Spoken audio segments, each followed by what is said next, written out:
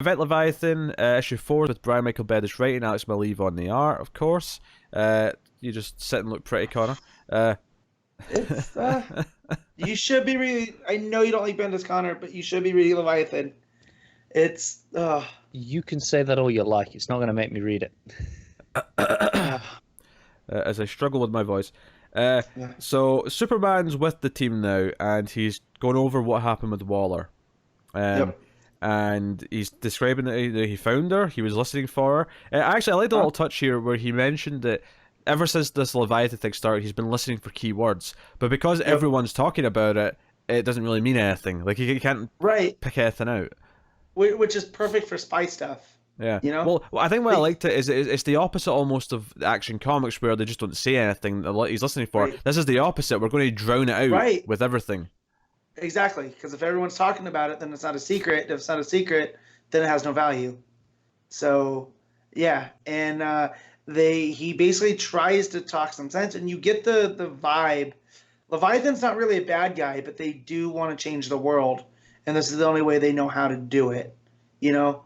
And Superman tries to use his super speed to you know, I'm still not clear if he was trying to go with them or just try not to be teleported away.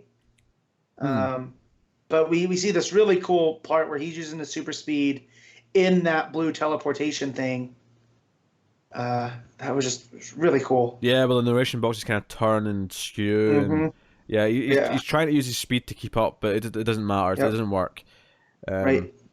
And he's kind of left. And they take Waller. Yeah. So Superman says this is a conversation before this that I really should just have with Batman and Miss Lane. Yep. And they're all like, okay, a bit offended, not gonna lie, but we'll leave. And Batman's like, yeah, everyone even here is a suspect, and Superman's like, even your son, even Damien. Yeah. But he's like, hey, listen to them for me. Like, he's like, hey, Superman, use your hearing and listen to what they're saying because they're up in the kitchen. So we see this conversation where Manhunter's a little bit miffed. We find out that she's been kind of framed a little bit by Leviathan as well, in the same way that Steve Trevor was. And so we're getting this sense that they've been doing this to various people. And we see it's almost like a blackmail wedge, right? Where it's like, hey, you don't bother us, we'll make this go away. But of course, Manhunter can't do that, so that's why she's here. But she doesn't appreciate getting all the questions from everybody either, especially from Damien. Yeah, Lois steals one of Bruce's cars, a very expensive car, because Clark tries to offer to pay for it afterwards, and he's like, "You can't afford it. It's $3.5 billion." And so so they're all meeting at Wayne Manor, right, the Batcave and stuff. And so when Lois has to go, she's like, I have something, almost like something came to her, right? She's got a lead. Yeah. So she leaves. That's where she borrows the car, and we see someone looking at her through the scope. And who is it, Pete? It is the Silencer. It is Honor Guest, which is cool because at the end of her series, we kind of saw her done with Leviathan, right? So the fact that she's being pulled back in, or is she working for the new Leviathan, or because we really don't get the vibe who she's talking to. Yeah, she's talking to someone, and we hear we get to read the other voice, but we have no idea who it is. Right. And she mentions she's a big fan of Lois Lane, so she'd rather have to kill her if need be. She sees Superman fly out of the mansion, and then we get to see why, kind of like. Yep. And they get this message: Batgirl, who's been missing ever since she got the offer to join Leviathan, comes on screen and is like, listen, Batman, come in. Like, I need to talk to you. She basically agreed to go with Leviathan as to be undercover to report back, and she's trying to tell them what's going on. She's there's a bunch of people here, but I don't know how many of them are undercover. I may be the only one, kind of thing. So it's people she knows, right? The people that she recognizes, and then she gets cut off. But the person talking to Silencer is also like, we'll fall back. If Superman's there, then this is kind of bigger than us. So who's he have? Plastic Man? Yeah, Plastic Superman. Man says I'm coming with Superman because they're going to Right. try and who are they going to try and find again? Are they trying to find Batgirl? They're going to Seattle. Yep. Yeah, because Seattle's where the signal was coming from. Or Right. Batgirl So says I think we're in Seattle. right, and so which again that ties it to Green Arrow, right? Because that's where he's been operating out of for a minute. And just about who she's gonna start saying who's oh no, it's Batgirl saying, wait, who's there with you? And Batman is like, well, you can't see us. And then there it goes. Her signal's gone, and there's a big burst that interrupts Plastic Man and Superman. Yeah, and it makes you wonder, like, is she noticing someone maybe Right, who she knows is a traitor, that she knows is working with right, Leviathan? Uh, right, so it's a really good little moment in that sense. It's really building the intrigue and the mystery. right. Well, and the people that are there with Bruce is Ollie and Damien. So I don't. I mean, And it's Manhunter Ollie and Question. question, Yeah. right? But the ones in the panel when she brings it up are clearly Bruce, Damien, and Ollie. So I don't know if that's supposed to be a clue. But then we see where Lois goes, and she's in the super expensive car. She drives to what looks like a bad part of Gotham.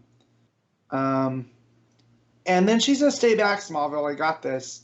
So is that how she's talking? Is she talking to Clark? Yeah, she's basically There? just saying, "Don't come and like help me. Like, Okay, let me just do this on my own." gotcha. Although you've skipped Okay. over something here. Actually, you've skipped over Okay. the big light in the sky. Well, that's what I said. They get interrupted. It's Oh sure, by this yeah, big burst of something. yeah. But it's a And we beautiful, don't. beautiful panel though. Yeah, yeah. Well, that's the thing. Malieve uses a lot of blues and reds in this one. In the beginning, we kind of um, see Clark skimming or scanning the members of the detective squad with his X-ray vision and his supersonic vision, or not supersonic, but telescopic vision. Microscopic, yeah. Yeah. So, but it's really cool. It looks like one of those old school 3D pages, you know. And I wonder what it would look like if you got a set of those to look at that page. Do you want me to find out? Yeah, find out. Because I happen to have in Wait. front of me my Friday the 13th Blu-ray box set, which just happens to include a couple of pairs. Because of 3D. Yes. So I'm going to have to find Yes, the page again, but yeah. Go ahead and look at that real quick for me and let me know. yes. You can tell about the ending, about who Lois goes to talk to.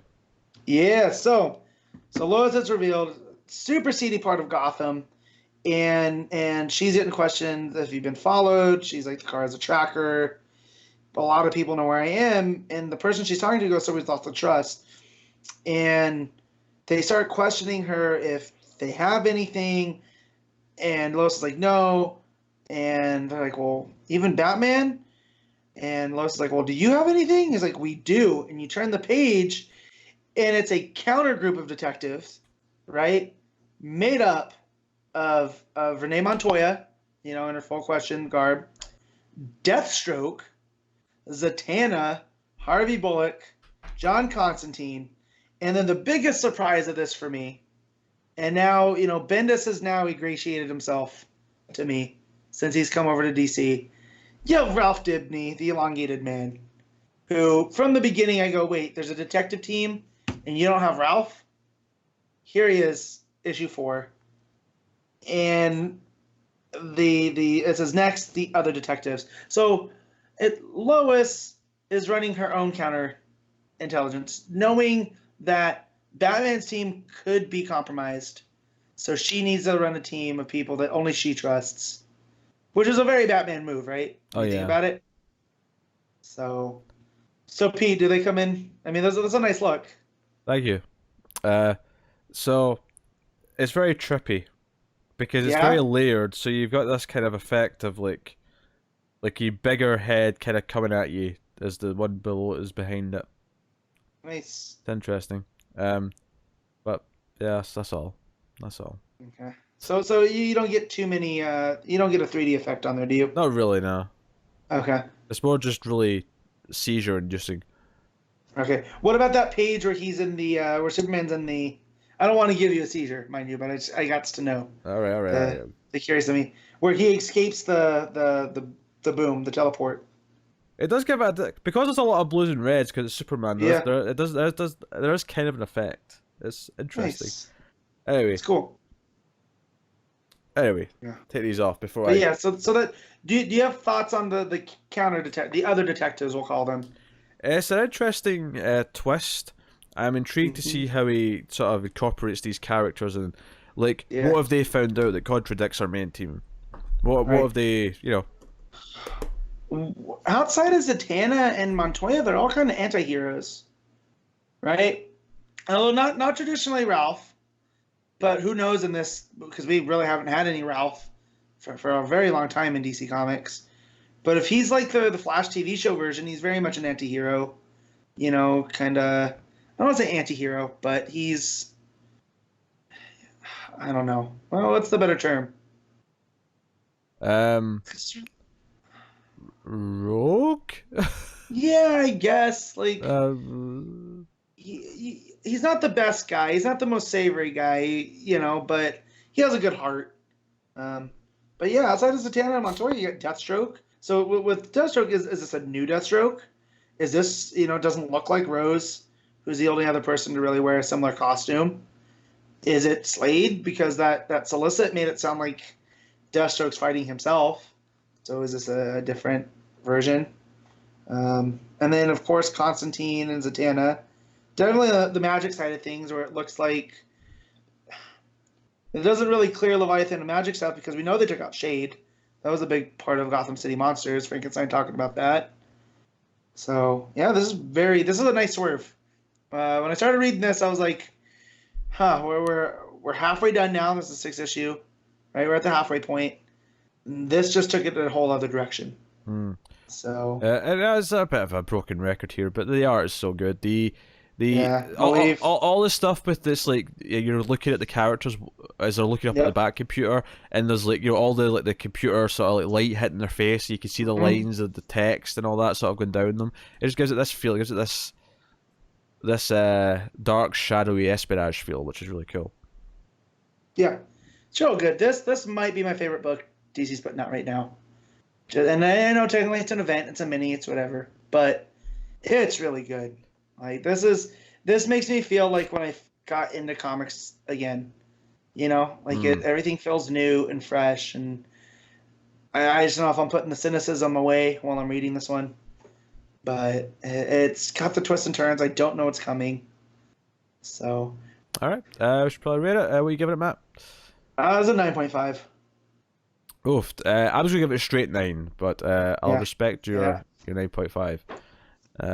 No, I'm very intrigued with where it's going, and it's I think what it does better than anything is I get this feeling, this tone of them in the room and not trusting each other, and like not trusting who's behind what. It really it gives you that feeling. So as I was reading this, I went to the group and I posted it. We really counted out Dick Grayson as being Leviathan himself, because whoever it is has ties to all over the DC continuity, and I always just remember making a big deal of Dick is the cornerstone of the DCU. That's why, you know, John's fought to not kill him off in Infinite Crisis. And then the more I read this, I'm like, well, it can't be Dick, can it? Like, and I don't know. It's definitely back-entered the back of my brain. Could be Rick. Stuff with Batgirl, and I see that's the whole thing. Maybe that's what messes everything up. And like, is it Roy? The fact that it's coming out of Seattle, right? That was his last known whereabouts before he was killed in Heroes in Crisis. He's the only one to stay dead. Is it Ollie? Is he running this entire thing? You know, and that's why Babs is asking who's there with you right now. Manhunter was his lawyer, you know. So yeah, I don't know. It's Beast Boy. We're calling it right now.